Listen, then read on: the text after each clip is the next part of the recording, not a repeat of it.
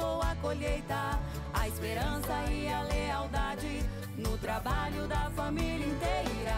É símbolo de recomeço, de que nunca estaremos sós. Matsuda Agro brasileiro e Deus iluminando todos nós.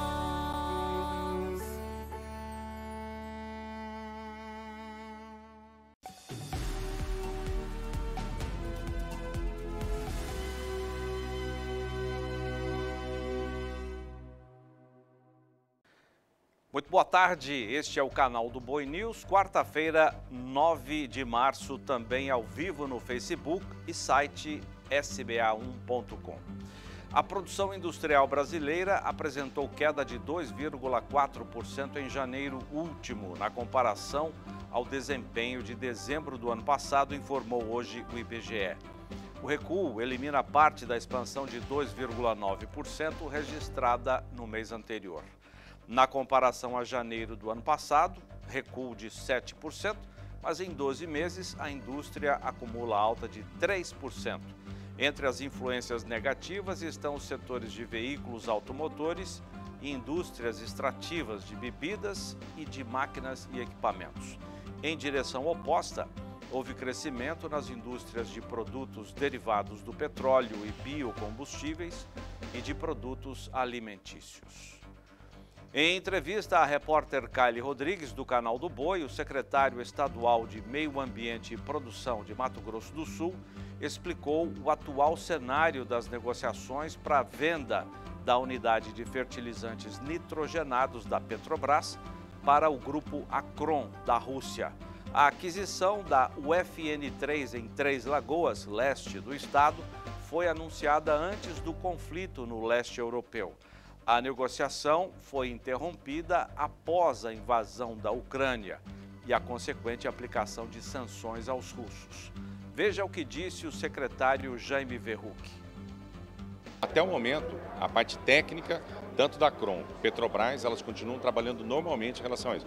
Quando da assinatura, que nós vamos ver qual é a dimensão que as sanções econômicas podem afetar ou não. O que eu acredito? Num retardamento desse fechamento desse processo, aguardando alguma condição em relação ao que vai acontecer em relação às relações da Ucrânia com a Rússia. Mas tudo indica que a UFN3 vai acontecer mesmo? O que a gente tem de posição? Não, eu acredito que ela vai, até por uma questão mercadológica. Acho que essa é uma questão importante. Como a Acron ela pretende iniciar inicialmente como uma misturadora, o que é uma misturadora? Ela vai comprar os insumos dela mesma, ela vai trazer os insumos dela mesma da Rússia, de qualquer outro país, leva isso a Três Lagoas, quer dizer, uma operação de logística bastante pesada, volumes expressivos, e faz uma misturadora. O que é uma misturadora? Você pega uma série de componentes e insumos e transforma isso em fertilizantes e faz a venda e a distribuição. Então a primeira operação da Acron no Mato Grosso do Sul, ela vai ser uma misturadora. Enquanto isso, se desenvolve toda a questão da tecnologia, toda a questão do gás, a aquisição do gás, porque é uma obra que ainda, para funcionar, vai demorar no mínimo 24 meses. Se ela começasse hoje, nós só teríamos essa fábrica daqui a 24 meses. Então ela inicia como misturadora, que para nós, estrategicamente, é importante, porque o Brasil teria essa disponibilidade de fertilizante no curto prazo. Mas a UFN3 aqui no estado seria uma luz no fim do túnel aí, para essa questão de faltar fertilizante? Eu acho que ela, como misturadora, sim. O problema são os tempos. Na verdade, nós estamos com uma crise de fertilizante nesse momento. Essa crise ela deve perdurar ainda por 1, 2 anos, até se ajustar a tudo isso. Então, acho que a UFN3 ela é estratégica para o Brasil, mas ela vai ter um resultado efetivo, do ponto de vista de processamento, de uma produção de nitrogenados, praticamente daqui a 2, 3 anos. Então, ela não é uma solução de curto prazo. A misturadora nos ajuda muito no curto prazo. O governo federal lança ainda em março o Plano Nacional de Fertilizantes, concebido para reduzir a dependência que o Brasil tem de importar o insumo e, ao mesmo tempo, viabilizar a exploração de jazidas de minerais que são usados na produção. Os fertilizantes foram tema da reunião de ontem da Frente Parlamentar da Agropecuária, que contou com a participação do coordenador do plano. O Brasil segue recebendo o insumo da Rússia. Veja mais com Berenice Leite. De acordo com o coordenador do Plano Nacional de Fertilizantes, os embarques vindos da Rússia estão ocorrendo normalmente, até porque existem contratos que precisam ser cumpridos. O Ministério da Agricultura tem feito um monitoramento logístico ostensivo para garantir que esses contratos sejam cumpridos. Com a crise aguda que está acontecendo, que aconteceu desde o final do ano passado e agravada pelos conflitos que estão acontecendo no leste europeu, o presidente da República nos pediu para que analisássemos pontos que poderiam imediatamente ser sacados do plano e colocados em execução. Que pontos são esses? Primeiro, a diplomacia dos fertilizantes, a diplomacia dos insumos, que vale, presidente, também para a crise energética que aconteceu na China e que vale para a questão de uma vigilância para a questão dos defensivos. Também somos dependentes de defensivos de outros países. A Companhia de Potássio da Belarus, a BPC, que responde pela comercialização do insumo no Brasil, pode fechar as atividades, encerrar as atividades no país em algumas semanas. Da Bolsa Brasileira de Mercadorias em São Paulo, mais informações de Walter Pulga Júnior. Qual é a razão, Pulga? Boa tarde. Boa tarde a você, boa tarde a todos.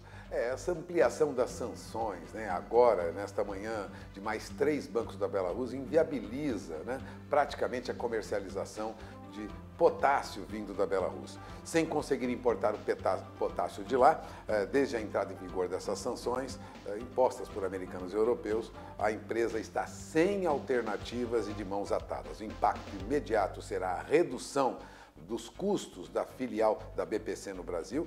Lembrando que no ano passado ela trouxe 2.700.000 toneladas de potássio lá do leste europeu para cá. Ela não tem mais condições de operar. O jornal Valor Econômico, inclusive, apurou que, apesar do relacionamento firme com os clientes no Brasil, a BPC cogita fechar as portas se a situação não mudar rapidamente. Os últimos navios carregados pela BPC saíram lá da Lituânia e já estão a caminho do Brasil. Saíram em janeiro deste ano. Então aguarda-se a chegada aí no Porto de Santos, Paranaguá e no Rio Grande, cerca de 200.000 toneladas de potássio. Bom, isso não resolve, mas essa mercadoria já está a caminho.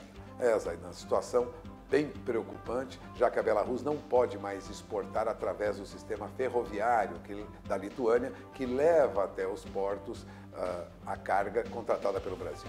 Agora eu gostaria de falar um pouco sobre milho, viu, Zaidan? Porque milho continua com preços firmes, embora tenha movimento de baixa. Nos Estados Unidos, o que ocorre com milho negociado no mercado futuro é que ele opera em queda de 1,13%, por exemplo, no milho para maio, a $7,49 por bushel. Ou seja, mesmo em baixa, ainda tem preços muito altos. Milho está alto lá fora? Também está em alta aqui, embora em queda neste momento. Veja, a cotação do milho para maio na nossa bolsa, na B3, Mercado Futuro, mesmo com queda de mais de 1%, agora é negociado acima de R$ 103 a saca. Lembrando que, segundo o CPEA, no mercado de Campinas, em média, este mês, o milho já subiu 4,13%. Ontem, na média CPEA, R$ 101,36 por saca. Ou seja, milho, mesmo em baixa, agora no mercado futuro, está muito caro.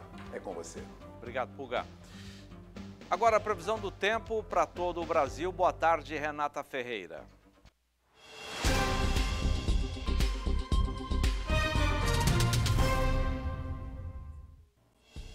Boa tarde, Zaidan. Boa tarde a todos. Uma área de baixa pressão atmosférica se forma nesta quarta-feira sobre o extremo sul do estado gaúcho e áreas de fronteira com o Uruguai. E essa baixa pressão, claro, favorece as pancadas de chuva contemporais, ou seja, trovoadas, ventania e eventual queda de granizo no estado do Rio Grande do Sul. Já em Santa Catarina e Paraná, o risco é pontual, com volumes altos em áreas do leste paranaense e nordeste catarinense. Agora, hoje o cenário não muda no Brasil Central, viu? A previsão ainda é de sol, rápido aumento das temperaturas e pancadas de chuva isoladas. Mas temos sim risco de temporais em São Paulo, Rio de Janeiro, Minas Gerais, Espírito Santo, Mato Grosso do Sul, Mato Grosso e também no estado de Goiás. O tempo só segue firme entre o Distrito Federal, leste goiano, oeste de Minas e também centro-oeste da Bahia. Aliás, a presença de um vórtice ciclônico deixa o tempo instável no litoral sul baiano. Trovoadas e altos volumes de chuva ocorrem na região norte, entre a costa do Ceará e também Maranhão. E a tendência, Zaidan, é de mudança no tempo na região sudeste a partir deste fim de semana, viu? Uma frente fria avança pela costa de São Paulo e intensifica a chuva. A partir de domingo, forma-se um corredor de umidade e esse cenário deve provocar chuva mais volumosa e queda nas temperaturas máximas sobre os estados de Mato Grosso do Sul, São Paulo e também Paraná. Zaidan, é com você. Obrigado, Renata. Teve início agora há pouco em Ribeirão Preto, interior de São Paulo, a abertura da safra de cana-de-açúcar e etanol, temporada 2022-23. Ao vivo de Araçatuba, noroeste do estado, as informações de Gustavo D'Angelo. Boa tarde, Gustavo. Muito boa tarde, Zaidan. Boa tarde a todos. Pois é, Zaidan, o evento que ocorre em formato híbrido lá em Ribeirão Preto é considerado um dos principais do setor sucroenergético brasileiro, reunindo aí empresários e executivos de usinas, produtores e fornecedores de cana e lideranças políticas para debater e apresentar análises inovadoras sobre a safra de cana-de-açúcar. Nesta sexta edição, palestrantes trarão considerações relevantes sobre a perspectiva do setor bioenergético a nível nacional e o contexto do mercado em um cenário pós-pandêmico. Por estar entre os maiores produtores e exportadores de açúcar e etanol do mundo, o Brasil tem um papel essencial no debate mundial sobre o desenvolvimento do setor e a expansão da produção de biocombustíveis. A gente está acompanhando tudo e traz os detalhes aqui na nossa programação. Zaidan, eu volto com você aí no estúdio. Obrigado, Gustavo. Obrigado a você também que nos acompanhou nesta edição do CB News, que volta amanhã ao meio-dia. E eu volto logo mais às 10 para 5 com o programa Mais Pecuária. Até lá.